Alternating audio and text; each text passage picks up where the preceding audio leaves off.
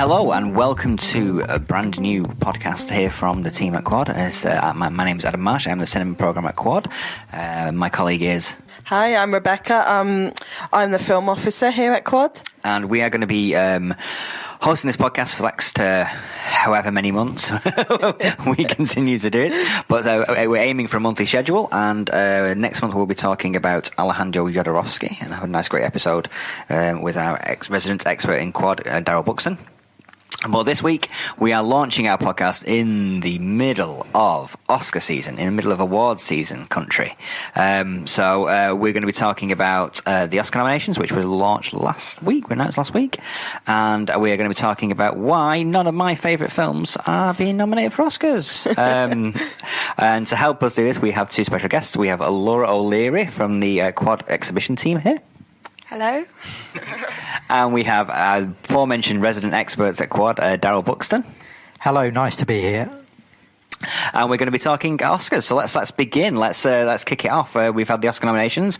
A lot of controversy over these nominations, as there is every year. But we've got Best Picture. Let's kick it off with Best Picture. Becky, do you want to cue us up? What's been nominated? So we got Ford versus Ferrari, which in the UK was under the title Le Mans 66. The Irishman, which was a Netflix title, so it's another year with Netflix titles being featured after Roma last year. We got Jojo Rabbit, Joker, Little Women, Marriage Story, another Netflix title, 1917, Once Upon a Time in Hollywood, and Parasite. So Parasite, a foreign language title as well, sneaking into the Best Picture films, and deservedly so. Okay, well, I guess the one that stands out for me there is not so much what stands out, it's I guess what's missing. In a lot of other nominations, Rocketman was nominated for awards, which I think was one of the best films of last year. And we might have different opinions on that one. But I felt that was a movie that was very commercial, but equally embodied that spirit of a Ken Russell movie, rock musical, and really pushed beyond what it could have been, because it could have just been Mamma Mia with Elton John music, and it was more than that. It was much more than that, and it was more than Bohemian Rhapsody, which won a swathe of Oscars last year. I think it was a much better film than that, so I was a little disappointed not to see that one. Unless, what do people think about that? Me too. You've taken the words out of my mouth on that one, Adam. Sorry. Rocketman was my favourite film of the year for all of those reasons, and I think the reason it's not been nominated at the Oscars is simply because Dexter Fletcher, the director, was involved heavily on Bohemian Rhapsody, and that won awards last year. And I think it's Oscar politics, really. I think it's just been deemed that we can't do this 2 years in a row. Do you think it was widely known that Dexter was involved in that movie? I think in the industry it was, and I think that's why his new film, which of course is a much more sort of personal film, something he's been involved in a lot more rather than just being a sort of hired hand, has been ignored because the industry knew that he'd been involved in it, and I think they figured, well, we've been there, done that. You know, we don't need to nominate Rocketman. We've given recognition to this type of movie and to some of the team that made it. So I'm slightly more cynical than you do, Darrell. I believe that Rocketman just didn't make as much money as Bohemian Rhapsody, so it didn't deserve to get nominated. I thought I was being pretty cynical. Well, you were, but I'm even more cynical on that. But yeah, you're right. Yeah, I think often it does come down to box office as well. And again, we'll talk a lot more about this during the morning. Oscar politics. Yeah. So did you guys see Rocketman?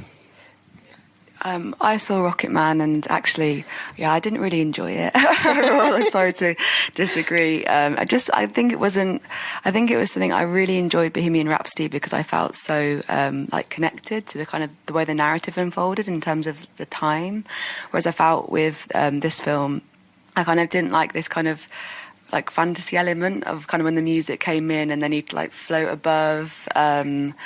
And I felt like it was a lot hidden, kind of about things like addiction that I felt weren't really touched upon, that could have been taken a bit further.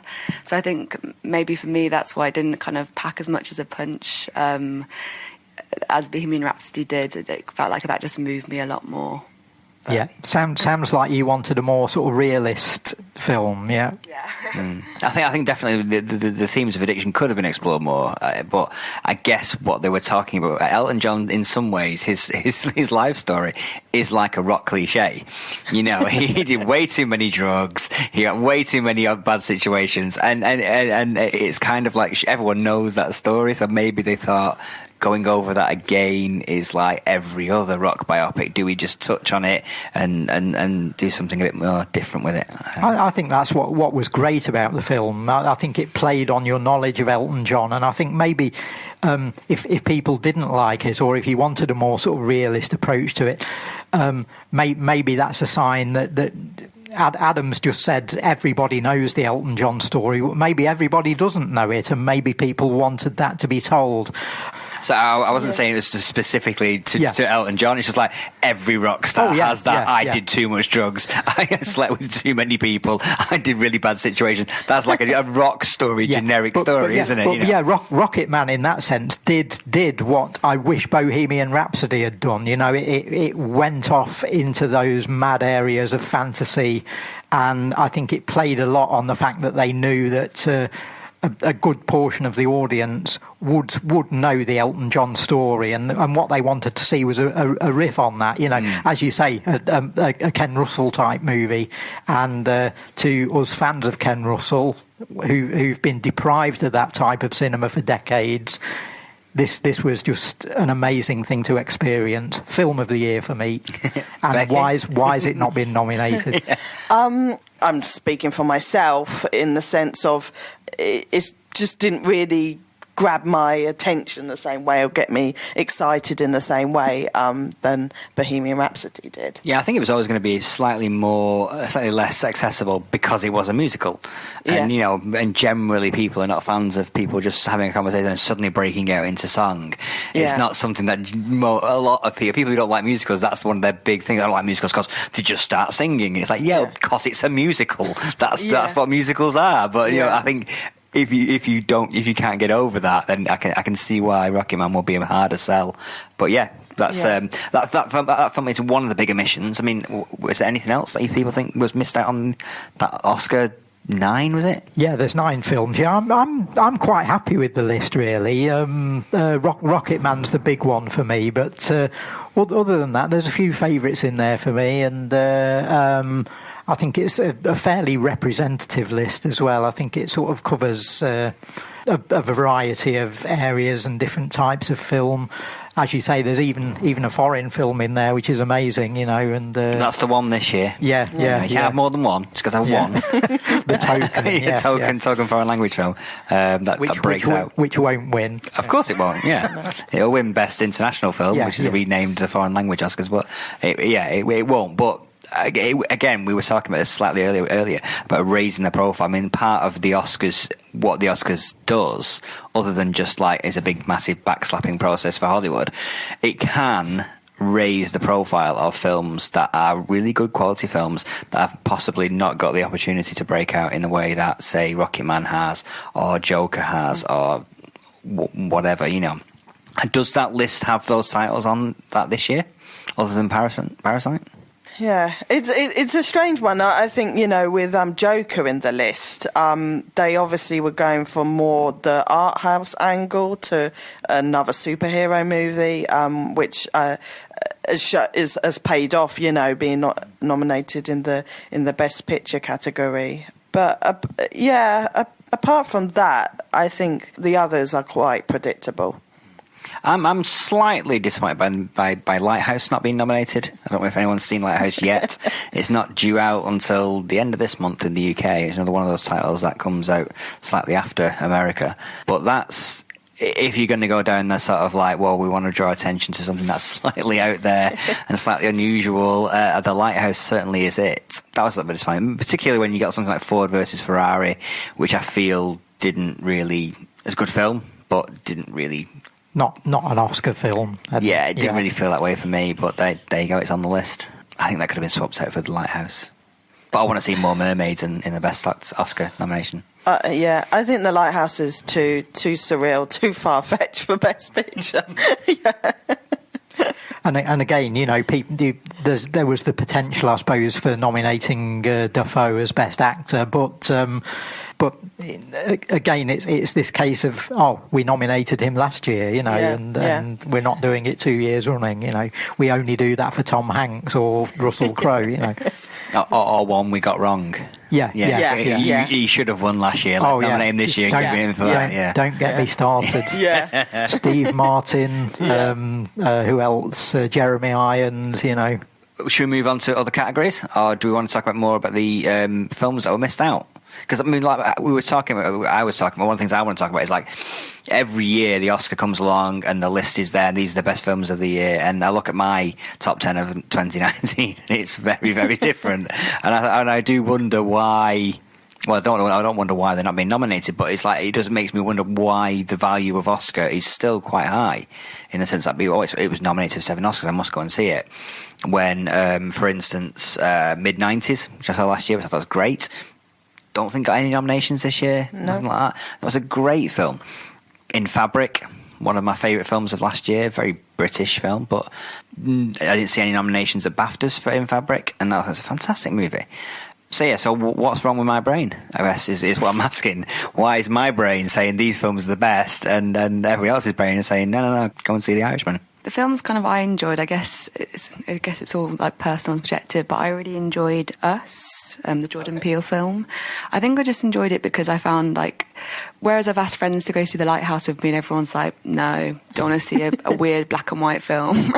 Whereas I went to see that and it was, we were all just so excited and kind of like on the edge of our seat waiting to see what happened. It felt very contemporary, an unusual narrative, an interesting kind of cinematography. And then another film I quite enjoyed was it Monos? I thought that was really dramatic in a sense of, being taken through these landscapes of this kind of, like, from this kind of desolate beach scene to this, jungle, and how that felt as you walked through it. I thought that was quite an impressive film. And I went to see with 2 friends who kind of perhaps wouldn't see a film like that, it was a little less known. It was a foreign language film. And we all really enjoyed it, really blown away by it. Us is one of the nominations that people were expecting to get nominated. Jordan Peele got nominated for Get Out. It's back again to this phrase, Oscar politics, that I keep using. I think they'll have looked at us and just said, well, we gave Get Out awards a couple of years ago. We don't need to do that again, and it's like the Rocketman thing we talked about earlier. It is just that shallow sometimes. The committees sort of say, well, we've given these guys awards, what do they want more? Yeah, they do. Becky, you saw us. What do you think it deserved a place in the Best Picture? I wasn't impressed with it as much. I preferred Get Out, really. It was a good film, but I wasn't expecting it to be part of the Best Picture category. And I think it also reflects what the Academy's seen and what they think is their best films. So sometimes I think, like, it's exposure. So we're, as film programmers, exposed to more films, or as our job, we're made to watch more films, where the Academy, it's what they've seen, really. Sure, and I guess if they're thinking, Us was definitely pushed as a mainstream horror movie experience. And I guess if they're thinking, well, we've already got Joker in there, we've already got our mainstream box office success in there, we don't need another one. I guess, again, similar mentality to what we've been talking about. Monos, did everybody see Monos? Yes, yeah. Yeah, did you like that, Darrell? Yes, I did, yeah. And it's been mentioned on quite a few critics' lists have sort of included it. So again, I think had Parasite not been the nomination, I think that might have been the one that was sort of pushing it up for second place, And, but again, maybe just too out there for Hollywood and to put on the Oscar coverage, But yeah, fine film. I thought it was great as well. But I literally didn't think it was going anywhere near the Oscar nominations, which is kind of my point. It's like, why is Oscar still held up as such a valid sign of quality. Yeah. Well, what about the films that are on the list then? Okay, let's talk about let's talk about the films that are on the list. If you want to go take it that way. We've mentioned a few of them already, but you know, in terms of talking about the quality and what deserves to be there, are we saying that none of these films on the list should be there, or what? Let's tackle the Netflix ones first. We've got The Irishman and A Marriage Story, both Netflix titles, which means that they have limited cinematic theatrical runs. In this country, they tend to have 3-week windows, 3 or 4 week windows, maybe. Yeah. So for instance, The Irishman was released in October. Late October. It got its premiere at London Film Festival. Yeah, so its premiere we did like a live cinematic satellite screening in late September, and then it was on release from mid-October through to the early November. So like a 4-week window before it was on Netflix. And the same with Marriage Story, came out early November and ran through till early December. And indeed, The Two Popes, which wasn't nominated for Best Film, but was nominated in other categories, that had a similar release in December. And as did Uncut Gems, which is another one of those ones that people talk about as being the one that missed out on nominations this year as well. Yeah. So yes, let's start with Scorsese. His very male encompassing movies, as he gets criticised for every time he makes a film. It's all about men, isn't it? And it's like, well, yes, because that's what the films he's making. What do we think to The Irishman? I was disappointed by this film, to be honest. I don't know if it's the marketing and the trailer around it and the hype around it. I thought it was going to be more like, you know, the Goodfellas. You know, I was really excited for the gang to be back as such, you know.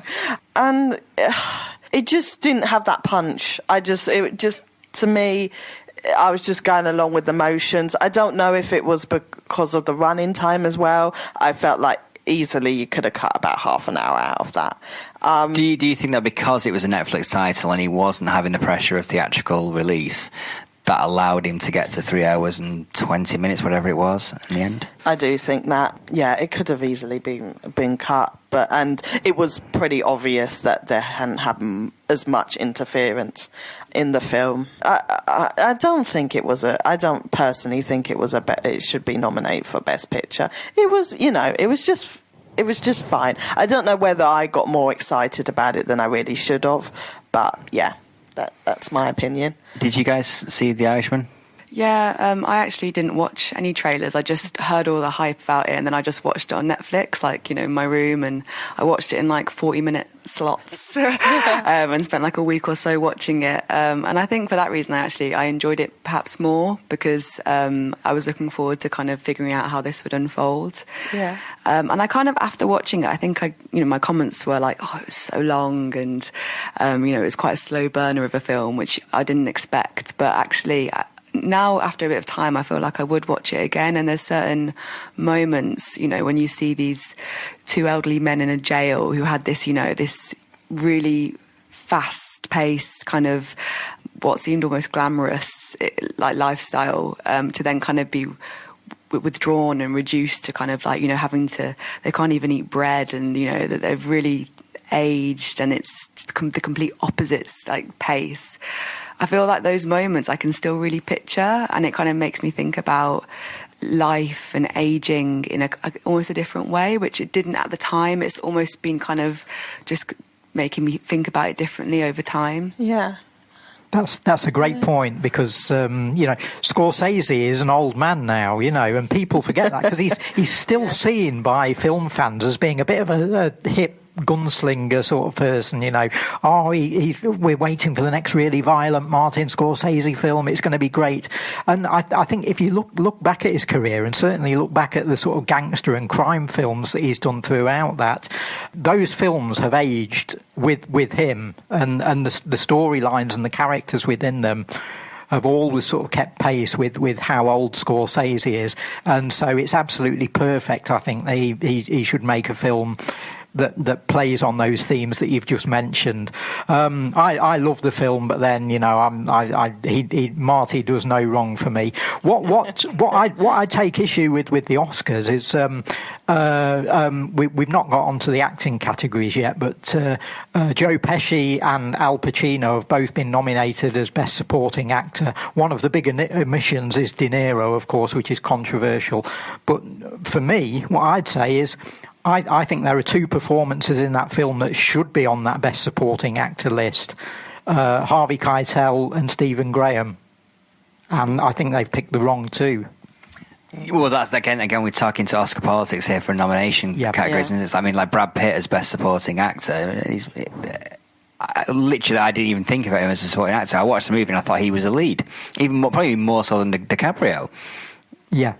It's very much Pitt's film, really. Yeah. I think Once Upon a Time in Hollywood. It's his story. It's his fantasy. Yeah, exactly. So how he's getting nominated for Best Supporting Actor is ridiculous. Yeah, DiCaprio's got the big show part where he puts on 10 different costumes, and we sort of follow the progression of his character, whereas Brad Pitt's character stays pretty much the same throughout the movie, but I think if you sort of analyse what Once Upon a Time in Hollywood is about and sort of put your own interpretation on it, for me certainly it's all about the Cliff character. It's all going on in his head. It's all about what he wants from his career. He's the focus of the film, and it's in that sense it's very much a lead performance. So it's Brad Pitt's fault Stephen Graham's not been nominated for an Oscar? Are we saying that out loud in public? Yeah, I'm saying it. Yeah. Although I could equally say it's Al Pacino's fault. Sure, but you don't want to get Al or Pesci's. No, I don't want to mess with those guys. No. They're not here, are they? No. Okay. So Becky, what did you think? What did you think to Once Upon a Time in Hollywood? Have we segued onto that movie? I actually didn't see this film, so yeah. I didn't see The Irishman, hence my lack of comments on The Irishman there. But Once Upon a Time in Hollywood, I thoroughly enjoyed. However, I did feel like it was very much like, okay, Tarantino's finally getting to do all the things that he wanted to do in a movie about Hollywood, and he's just ticking boxes. He's going to make. I know I hear he's going to make 5 episodes of Bounty Law. We'll see if that happens. He was going to make a Silver Surfer movie as well in the 90s, wasn't he? Yeah, that happened. Laura, did you see Once Upon a Time in Hollywood? Did you like it? You know what? I actually forgot I saw it, which I think maybe, I mean, no disrespect to the film as a whole, but it just didn't impact me at all. I just had to think, I said to Rebecca on the way in today, I was like, I don't think I saw that one. And I've just Googled it and was like, oh, I did see it. But, I think it was released in August, so not even that long ago. So there was something about it which really didn't sink in with me. I think it's one of those things where, being released in August, you do forget when Oscar time comes around, as do Oscars. They forget some of the films that were released earlier on in the year. They make the exception for films about themselves, though. I think Hollywood likes films about Hollywood, so definitely. So they make the exception with that. But yeah, I thoroughly enjoyed it. I must admit, and similar to you, Laura, I thoroughly enjoyed it. I'm not certain I took anything away from it in the way that, for instance, Darrell, you took away from The Irishman, and you took away from The Irishman. Yeah. I'm not sure. I enjoyed it and thoroughly enjoyed it. I thought it was great, but I'm not sure it stayed with me or had anything meaningful to say about film or history or cinema or anything, really. It was just there. And that's not necessarily a bad thing, but whether that's enough to get nominated for Oscars, I don't know. I took a lot from the movie. Okay. I think it's very, very deep. I think it's not as superficial as people think it is. I think there's an awful lot going on. I think it's a film that if people watch it again and again and again, I think you'll start to see sort of hidden layers in it. Yeah, I'd love to see it win, frankly. Yeah, I do need to see it again. I mean, I've only seen it the once, so I do need to see it again because maybe there is more. But my first reading was I've not had the desire to go back and watch it again. Yeah. We've talked a bit about Netflix and so on. I think Once Upon a Time in Hollywood isn't a Netflix movie, but it's got this same quality to it, something that's starting to creep in now, of filmmakers being allowed to make the films they want. And as a knock-on from that, what seems to happen there is filmmakers want to make long movies. What do we think of that? Because Hollywood seems to have responded to that by nominating them all. Yeah, personally, it's a great point. Personally, I think that great films are made by their restrictions. So you get films that, we only had 2 days to shoot, so we did this, or we couldn't get this actor for more than 1 day, so we did this. And I find that really fascinating in film, generally, that what they had to work with, the restrictions they had to work, and they made the great film from the restrictions. Whereas if you've just got all the money in the world and all the time in the world and you can do whatever you want, you get 3-hour movies about aging gangsters, or you get 2.5 movies about alternative fiction Hollywood, Yeah, I think we've been lucky so far in that these long films that have come out of the Netflix system, for me, they haven't been indulgent. They've not had all the pitfalls that you can get out of a long movie. Laura, you were saying earlier you'd watched The Irishman in 40-minute bursts. Now normally I'd be appalled at somebody saying that, but I'm not in this case, because that's the new model. That's the way people are being encouraged to watch films, and I think a filmmaker like Martin Scorsese is aware of that, and will, to some extent, make the film a little bit episodic, so you can watch it like that. So in that case, because there's a lot of argument, not this year, last year, whenever it came out, 2018, when Twin Peaks came out, it was in a lot of critics' end of year best film lists as an 18-hour film, and it's like, I guess that the argument for that is starting to filter through now into these movies. Yeah, so it really is starting to blur the lines about what is a film, what's TV, and things are shifting, Yeah. The very fact that Netflix have broken through to the Oscars at all, because for a while they weren't allowed in, and then suddenly not only are they allowed in, but they're actually getting nominations and they're winning awards. And I'm happy with that, as long as we can get to see the films in cinemas, and at least as you say, they've given this window where we can. Yeah, they started doing that now. They are recognising the fact that. I think I want to say it's certainly not a money thing. People say, you're missing out on money at the box office. Like, Netflix not missing out on money by releasing these films in the cinema. Their model is like the only place you can see them is Netflix. So having them anywhere else dilutes that message. I think what they're probably facing is filmmakers. Yeah, I'd think Martin so. Scorsese saying, "You can have my film. I can be bought. I can be bought, but on these terms. On these terms, and it's like, I want my films in cinemas, because why wouldn't you want your films in cinemas? And the same, I guess, the same with like Noah Baumbach and all the other filmmakers that they picked up and have funded and made films with. I think that'll change as time passes. Scorsese's not going to be around forever. And the Coen brothers aren't, and I think when that generation of filmmakers has gone or isn't working anymore, the new people coming through will simply embrace the Netflix model, and they'll do what they're told. Possibly. I think you still have film. Christopher Nolan is very adamant about his films being shot on film and projected on film. Tarantino as well.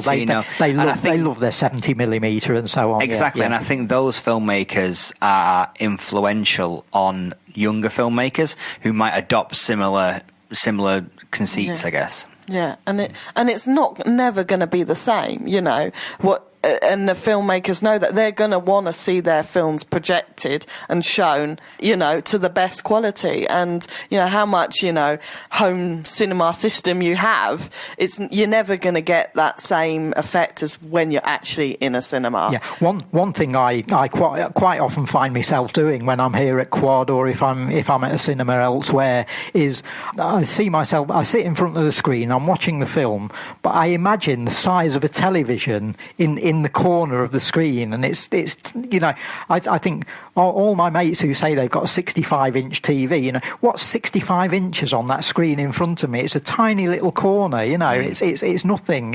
It's where those leaves on that tree are, you know, while Robert De Niro's doing his stuff in the middle of the image. So yeah, when you're faced with that, and I think there are filmmakers that have grown up on that. There are filmmakers coming through that understand that the power of that massive image is never going to be diminished. I also watched Marriage Story, another one from the Best Picture category, on my iPad, my little tiny iPad. Which again, as it's Netflix, I'd say that's a perfectly acceptable way to watch. Yeah, and similarly, again, I broke it up into kind of, you know, I watched half, then I watched the other half, and I was so looking forward to the second half. I really enjoyed Marriage Story as a film. I didn't expect to enjoy it so much. I even afterwards I was thinking, why did I enjoy it so much? And I think it was something about the telling of this tragic breakup, and the kind of the subtleties of that, of a divorce and of falling out of love or not possibly, and also like the way intimacy was portrayed within the film. You know, it wasn't physically kind of existent between them, it was all kind of reading between the lines. And yeah, I again, it was one of those things that's great for me when I was watching it, because I could say to my mum, you know, like, oh, I really think you should watch this film, whereas she wouldn't go to the cinema very regularly. She doesn't do that. So for her, she watched it and she was like, oh, thank you so much for telling me to watch it. I really enjoyed it. And that's one of the things. I think the average person in the UK goes to cinema 2.5 times. They obviously walk out halfway through one, but 2.5 times on average is what people go to see the cinema. So if you go and see, if you're an average, one of those is going to be taken up by the big buzzworthy blockbuster. Maybe even all of them are, you know, Avengers or Star Wars or something like that. There's not a lot of room for people going out to the cinema to see things like The Irishman, to see things like Marriage Story or Jojo Rabbit, or things like that. You know, there's not a lot of room in a lot of those people's lives, so they are seeing them on Netflix, on TV. So dismissing the power of that is. It's and do you think? I mean, the Oscars, when Black Panther was nominated as Best Picture, that was, and indeed when they expanded it from 5 films to up to 10, we've said already that they've nominated 9 as Best Picture this year.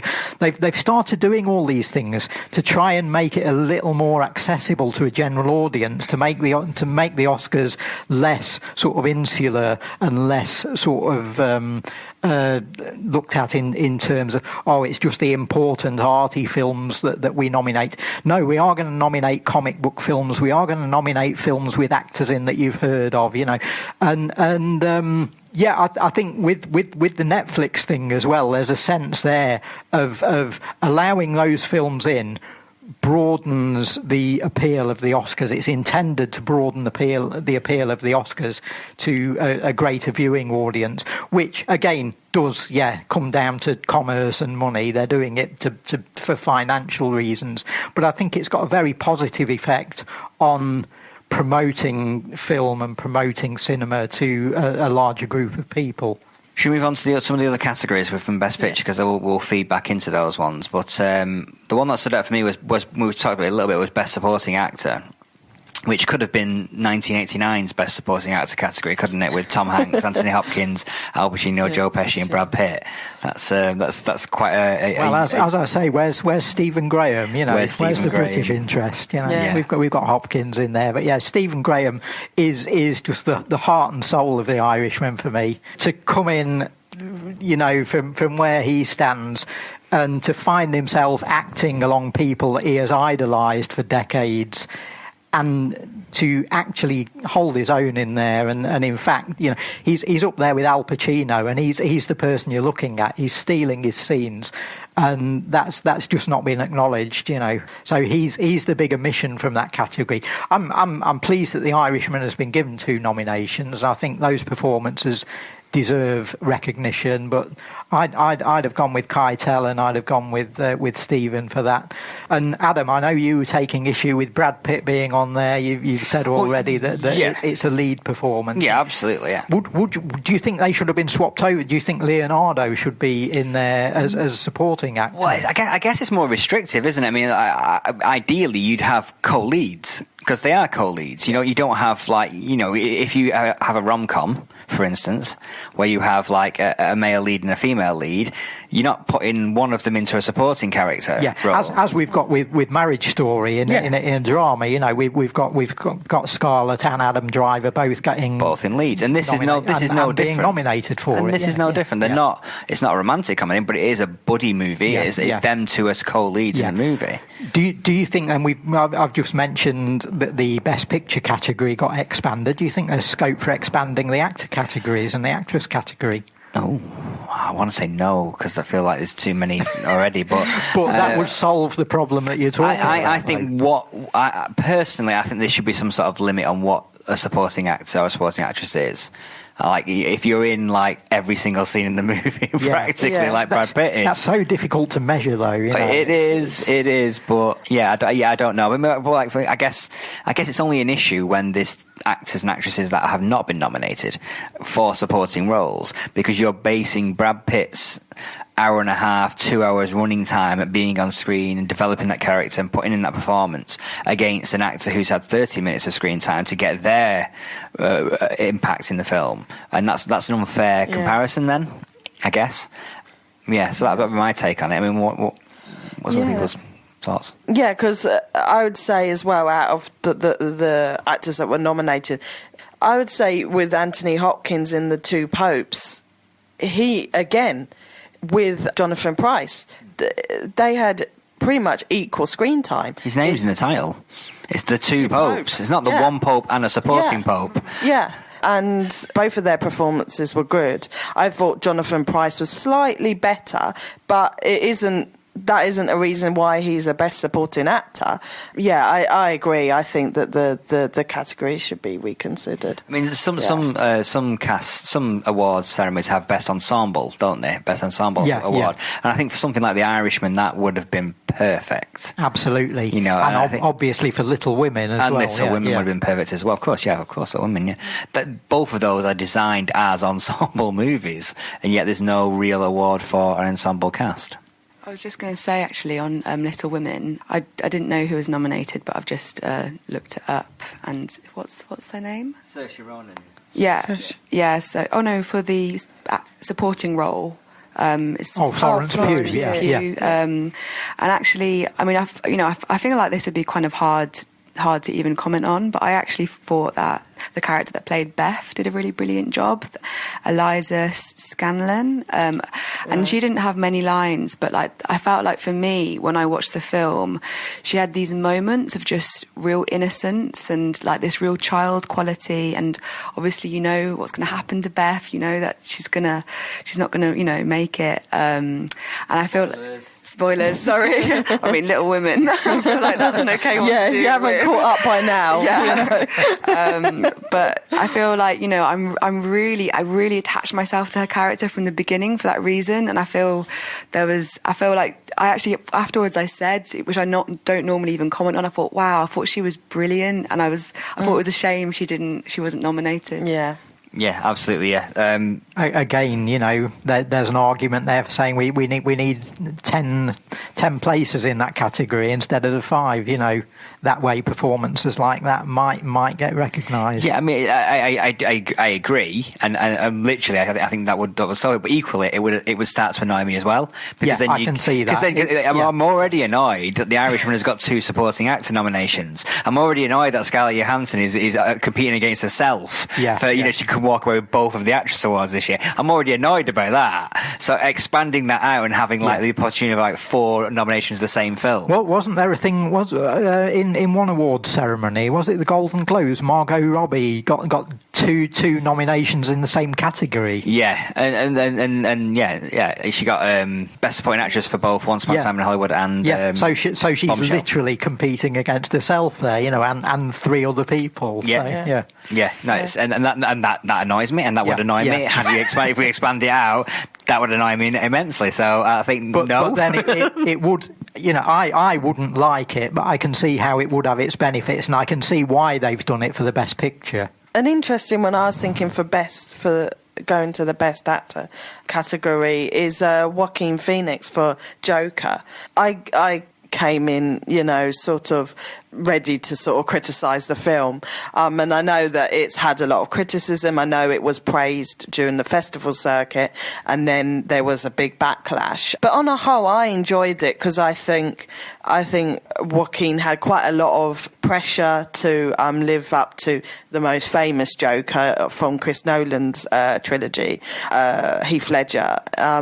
But he just did a completely different spin on it, and it was meant to be, I think, a standalone film, and that's what came across. It didn't try to connect itself at all to previous Batman films, and it was sort of in the universe, but a completely standalone film, and it more took an influence from Scorsese's Taxi Driver than a superhero movie. Yeah, I mean, what do people think of Joaquin as being nominated? He probably deserves it. I think. I think he's. I wasn't particularly keen on the film, but I thought his performance was great. The one thing I would say is, doesn't he just give the same performance there that he's given in a couple of other movies, though? Well, which might actually count in his favour. The Lynn Ramsey one from a couple of years ago, and You Were Never Really Here. Yeah. And what was the Paul Thomas Anderson film as well? The Master. Yeah.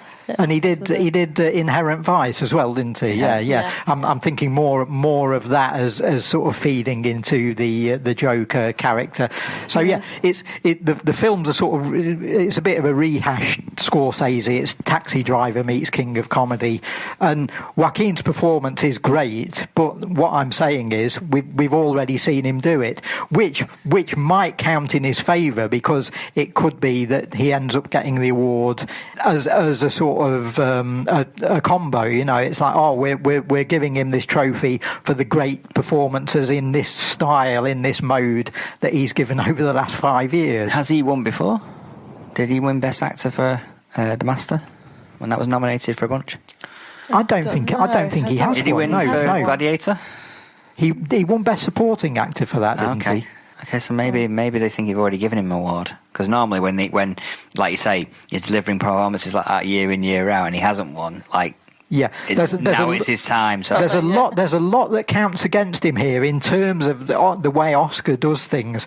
As Rebecca said, Heath Ledger's was given an award for playing this character already, so they might see that as a reason not to do that this time.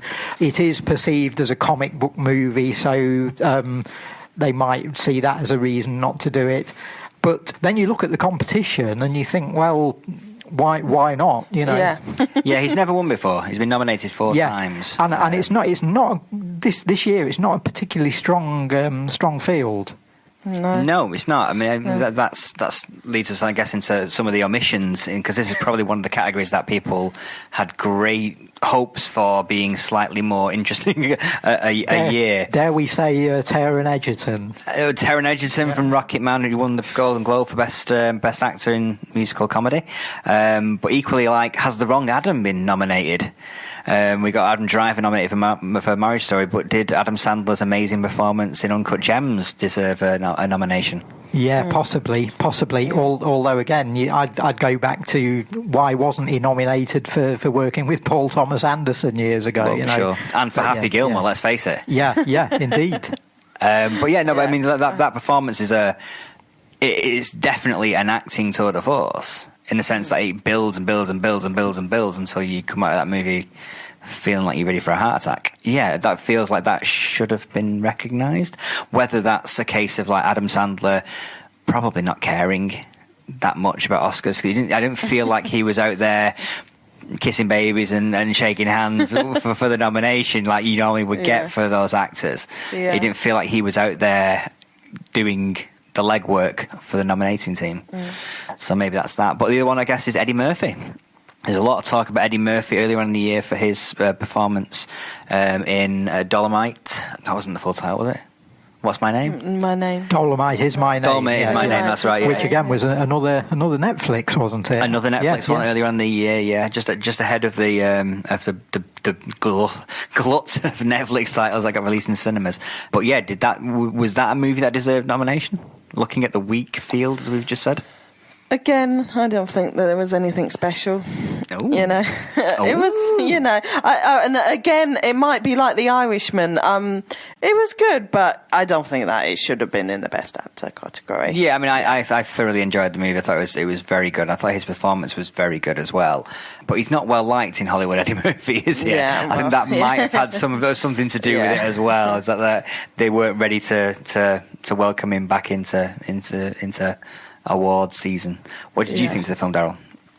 I liked it, but I mean, it was written by the writers of Ed Wood, who've done it was just to their formula, you know, and it played like a formula movie, very entertaining and very slick and very well done. I mean, I know the Dolomite character as well, and I know Rudy Ray Moore's films, so I was coming at it from a position where I sort of knew the story anyway. So yeah. It was extremely well done of its type, but I'm not sort of crying over the fact that it's not been nominated. You're not willing to kick Antonio Banderas to the curb and move Eddie Murphy in there? I actually, if you gave me that choice, I actually would be, because I didn't really like Pain and Glory all that much, which surprised me because I love Almodovar, and the idea of him doing a sort of autobiographical type movie would normally appeal to me. I just think it didn't work for some reason. Okay. And so if that's the choice, I think I'll turn things around and say let's put Eddie Murphy in. Yeah, I think one of the movies I thought maybe might have been involved, particularly in Best Supporting Actor role, was Peanut Butter Falcon. I really enjoyed that movie. It was fairly generic in the sense of its plotline and its storyline, but it was very, very well done, and it featured a actor with Down syndrome playing a Down syndrome character, which is the first time in cinema history that actually a Down syndrome actor has played a Down syndrome character on screen. It's not been played by a non-Down syndrome. Did everybody see Peanut Butter Falcon? I never got to see it. No, unfortunately, I never got to see it. It's a very feel-good film and a great performance by Zach Gottsagen. Who was and it was like a Mark Twain buddy movie, basically, which involved a few of my things. It involved a great story, a lot of the South, and wrestling was involved in it as well, which is a place to my heartstrings. And I mean, and it felt like, was this the movie that Shia LaBeouf got re-accepted into Hollywood after his crazy years, I guess, as well. They might come down to be talking, as in the years where we went off the rails a little bit. Yeah, I think also as well the fact that we didn't have the opportunity to see it has kind of proved what I thought. It kind of came and went. I don't think it got the buzz they probably should have deserved and pushed people to go to the cinema to see. So yeah. Yeah, no, I agree with that. Yeah. Cool. And any others that we think missed out before we wrap up? Not so much missed out, but I'm a little bit disappointed by the Best Actress category. Renee Zellweger for Judy was an interesting one, because again, I thought that was a so-so performance. You know, it was good, enjoyable film, but again, I don't think it should have been in the Best Actress category. I agree entirely with that. I didn't like the film at all, I thought her performance had all the hallmarks of look at me, this is my chance at an Oscar, you know. And but those roles tend to be that way, don't they? Those kind of I'm playing a famous person, which is why I think she'll win. And what I'm very disappointed about is my favourite acting performance from a female performer last year, although it's a film that came out in 2018, so we're in America, so we're into this whole weird area of it couldn't be nominated for an Oscar this year, was Natalie Portman in Vox Lux, and she in that movie played that role like a 21st century Judy Garland. I thought, this is where Natalie Portman, I've loved her for years, really impressed with her in things like Black Swan, and right back to when she was a child star, you know. So I've sort of followed her career, really liked her a lot. Seeing her in Vox Lux, I thought, this is where she absolutely grows up, and she's got the potential to become a Judy Garland, someone who's that big, and someone who people are making films about. There's going to be the Natalie Portman story in 30 years' time, you know. And then Renee Zellweger comes along and actually plays Judy, and I thought this is just, it's a performance that's going for the votes, it's going for the Oscar nomination. I like Renee Zellweger a lot. I think she's a very good performer, but in this, she just pushed it too far for me.